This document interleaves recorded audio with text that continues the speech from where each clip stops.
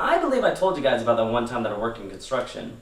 What we were doing was installing conduits in a new housing development that would eventually deliver power, cable, and a phone line to the houses. So in a generic reviewer's tone, I will ask, will the conduit be able to deliver great graphics, controls, and gameplay? Woo?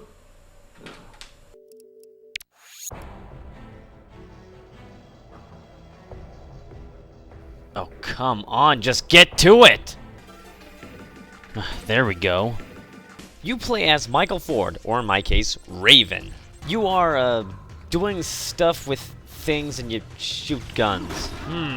If you were to tell me that the plot of the Conduit was awesome, I'd probably nod my head. If you were to tell me that the plot of the Conduit was stupid, I'd probably nod my head, but a little bit faster. Don't get mad, because I'll tell you that I'm definitely not playing the Conduit for the story. I guess all that you really need to know is that you, Raven, are a good guy, and everybody else is a bad guy. There are aliens and a secret government agency, just in case there wasn't enough of those. Now, where does the title The Conduit come in? Well, I wish the answer was more entertaining, but this is a conduit. And since they aren't delivering power, cable, or a phone line, you gotta shut them down. And the bigger question is, why was there a big fuss over this Wii game? The answer lies in what High Voltage Software promised us. The first thing they promised was graphics, and they delivered.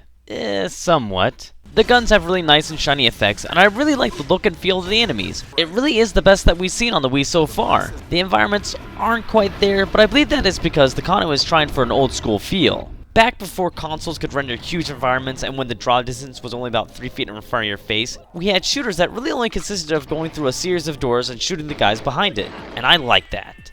They also promised on controls, and they delivered.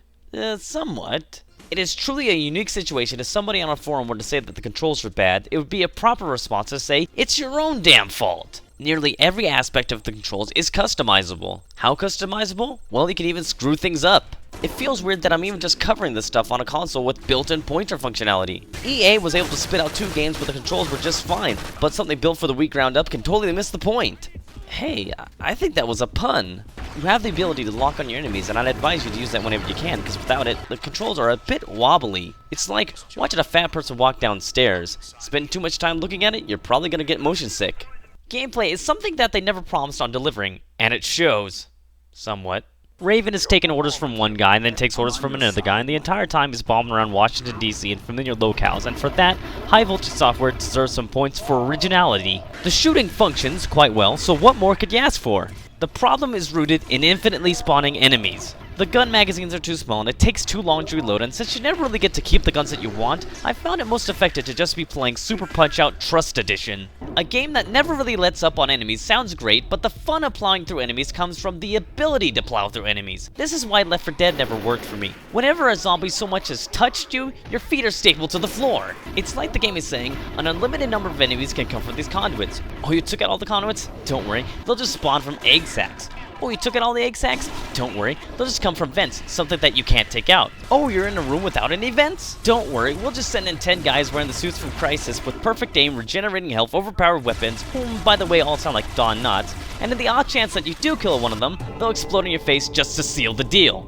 Quote unquote. In one level, it's actually an accomplishment to make it 2 feet out of the elevator. Okay, perhaps I'm being a little unfair. The Conduit isn't impossible, and I've already had a couple people spit in my face for even suggesting that the game is difficult. And you know, dying all those times actually made up for how short the campaign was. All I'm saying is I'm not going to be trying to beat the game on the hardest difficulty for an achievement anytime soon. And yes, this game has achievements. They don't even try to hide it, just flat out calls them achievements. Now, I don't care to talk about who's copying who with these trophies and software-side achievements. I would like to say that achievements have been around for quite some time. We just didn't call them achievements. They were called, hey, were you able to do this? And you usually got more than just meaningless points to add to a score to prove that you have a bigger gaming dick.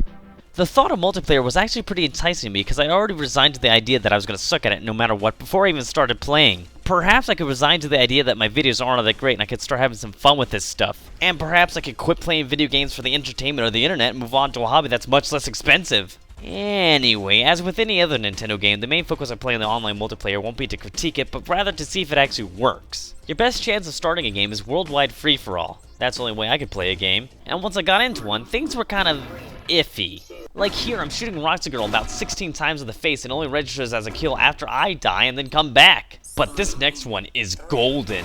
When starting a new game, I spawned into black space. I couldn't move, couldn't shoot, couldn't do anything except look at particle effects in the distance. And I was just like, wow, how did this one ever get past the QA department? It's almost like I'm programming this game. But when the multiplayer did work, it actually was a lot of fun. And I left the session with good feelings that usually only the multiplayer of Gears of War 2 can produce. So the online is good.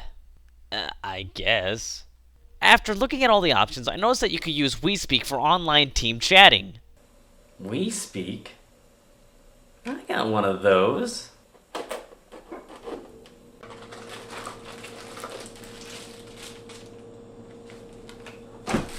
The device is supposed to sit on top of your sensor bar.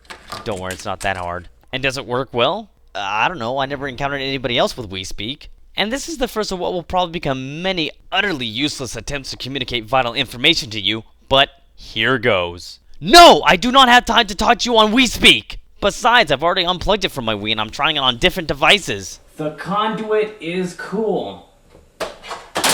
Piece of crap microphone anyway.